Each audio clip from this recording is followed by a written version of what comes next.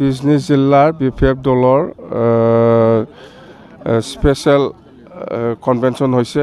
ইয়াৰে মুকলি সভাত মই আহিছিলোঁ। যেন হওক তিনিটা সমষ্টি আছে আমাৰ BTCৰ বিজনী জিলাত, একটা মানাস, একটা থুৰিবাৰী আৰু একটা চুবাইজাৰ।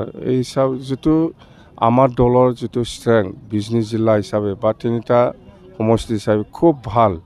মুঠতে এইবাৰ যিটো 2025 নিৰ্বাচন হ'ব, এই নিৰ্বাচনত বিজনী জিলা হিচাপে তিনিটা সমষ্টিটো BPF দখল কৰিব। এইটো একদম 100% হৈ গ'ল। মুঠতে চিয়'ৰ তিনিটা সমষ্টিও BPF জিকিব।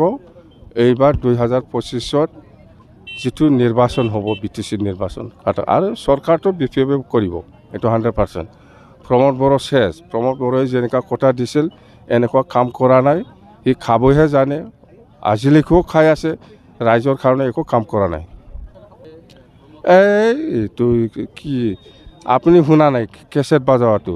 প্ৰমোদ বড়োই কৈছে যে বিটিআৰ চুক্তিটো যদি আখৰে আখৰে পালন নকৰে তেতিয়াহ'লে কি আমি অসমৰ কোনোবা এজনৰ কেবিনেট মন্ত্ৰীৰ ঘৰত যাই পেলাই চোতালত ফাঁচি ছুইচাইড কৰিম বুলি কৈছে।